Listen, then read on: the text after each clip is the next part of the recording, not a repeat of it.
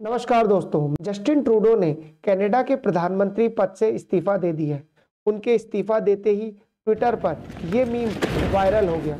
कई कैनेडियंस और अमेरिकन ने इस मीम को शेयर किया। आज की इस वीडियो में डिटेल में जानेंगे कि जस्टिन ट्रूडो ने ठीक इलेक्शन से पहले पद क्यों छोड़ दिया। कनाडा में इस साल के अंत में चुनाव होने। हर देश में चुनाव के साल में कई सर्वे किए जाते हैं। लगभग हर सर्वे में लिबरल पार्टी, जिसके लीडर ट्रूडो हैं, का प्रदर्शन निराशाजनक है। इससे कई लिबरल एमपी चिंतित हैं और उन्होंने पब्लिकली ट्रूडो को पद छोड़ने को कह दिया। जस्टिन ट्रूडो ने अपने एक भाषण में अपने पद छोड़ने की घोषणा करी। उन्होंने अपने भाषण में कहा, if I am having to fight internal battles I can not be the best option in that election.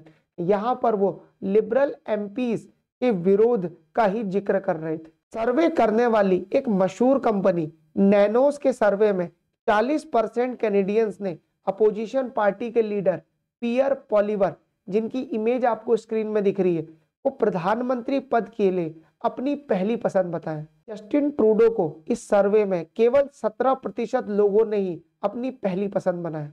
एक और सर्वे ipsos.com के द्वारा कराया गया, जिसमें ट्रूडो की घटती हुई लोकप्रियता को क्लियरली देखा जा सकता है।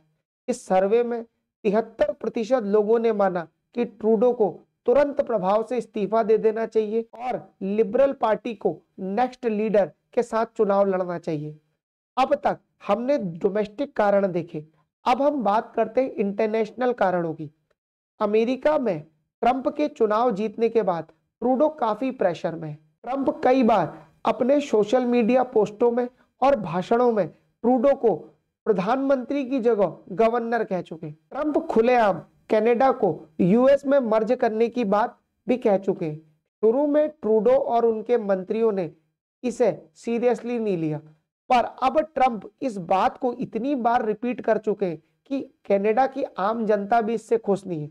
हर देश की जनता को अपनी सोवेरेनिटी बहुत प्यारी होती है और इसको लेकर वो काफी इमोशनल होती है। कनाडा भी इस मामले में कोई एक्सेप्शन नहीं है। कनाडा की जनता ट्रंप के इन बयानों का जिम्मेदार ट्रूडो की कमजोर लीडरशिप को मानती है। ट्रंप ने नवंबर में कनाडा पर 25% टैरिफ लगाने की घोषणा कर दी। ट्रंप ने कनाडा को ऑप्शन दिया, या तो यूएसए में मर्ज हो जाओ या फिर झेलो 25% टैरिफ। अब थोड़ा कनाडा का सिस्टम समझ लेते हैं। कनाडा में लोगों को काफी सब्सिडी और सोशल सिक्योरिटी बेनिफिट मिलते हैं, इसीलिए कई लोग यूएसए में बसने की बजाय कनाडा में बसते हैं।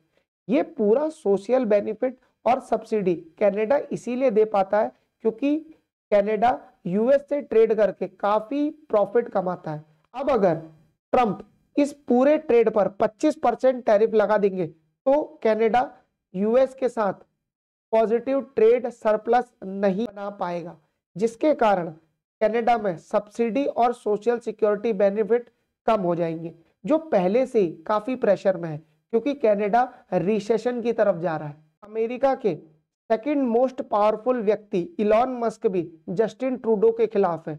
उन्होंने अपनी एक ट्विटर पोस्ट में ये पहले से ही घोषणा कर दी थी कि अगले इलेक्शन में ट्रूडो नहीं जीत पाएंगे। अब बात करते हैं कनाडा इंडिया रिलेशन की। साल 2023 में कनाडा में हरदीप सिंह निज्जर की हत्या हो गई। इस हत्या का जिम्मेदार कनाडा की सरकार ने भारत को ठहराया। हालांकि भारत ने इसका कड़ा जवाब दिया।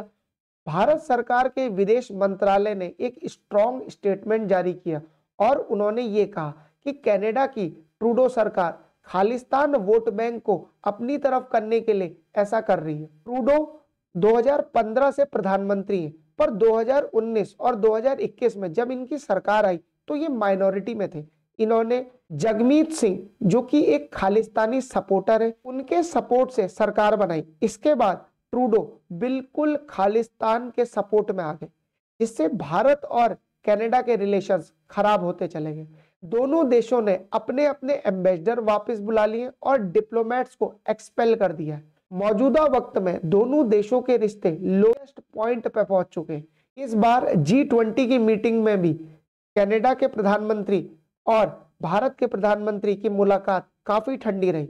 इस साल G7 की विजिट कनाडा में होनी है, भारत में कई हलकों में ये कयास लगाए जा रहे थे कि भारत के प्रधानमंत्री इस साल कनाडा नहीं जाएंगे, और अब ट्रूडो के प्रधानमंत्री पद को छोड़ने से इस बात की संभावना काफी बढ़ जाती है कि प्रधानमंत्री मोदी G7 की मीटिंग अटेंड करने के लिए कनाडा जरूर जाएंगे। अब ये सवाल उठता है कि लिबरल पार्टी में ऐसा कौन सा व्यक्ति है जो ट्रूडो का स्थान ले सकता है। तो सबसे पहला जो नाम है वो आता है क्रिस्टीन फ्रीलैंड का। क्रिस्टीन फ्रीलैंड ट्रूडो की बहुत लंबे समय तक सपोर्टर रही, लेकिन 16 दिसंबर 2024 को इन्होंने पद से इस्तीफा दे दिया। ये इससे पहले ट्रूडो सरकार में फाइनेंस मिनिस्टर रही और ये कनाडा में काफी पॉपुलर पॉलिटिशियन है। इसके बाद आते हैं लिबरल पार्टी के ही डोमिनिक लीब्लांक। क्रिस्टीना फ्रीलैंड के पद छोड़ने के बाद इन्होंने ही फाइनेंस मिनिस्टर का पद संभाला और ये भी कनाडा के बहुत ही मजबूत लीडर है। इस साल 2025 में जो चुनाव होने वाले उसमें विपक्षी पार्टी के जीतने की बहुत संभावना है और पियर पॉलिवर की प्रधानमंत्री बनने की संभावना बहुत ज्यादा है। एक बार वो प्रधानमंत्री बन जाते हैं तो हो सकता है कि भारत और कनाडा के रिलेशन फिर से पटरी में आ जाए। अभी इस इशू में और भी कई डेवलपमेंट होने, तो जैसे जैसे वो डेवलपमेंट होंगे मैं आपके लिए नई वीडियो ले आऊंगा। अब जाते जाते एक सवाल, recently which city has been declared the world most polluted city with PM 2.5 level peaking? को बताना है इन चारों में से वो कौन सा ऑप्शन। आप मुझे कमेंट सेक्शन में सही आंसर दीजिए, जिसका भी सही आंसर होगा मैं उसे हार्ट दे दूंगा ताकि बाकी लोग भी सही आंसर समझ पाए। Thank you very much for your time.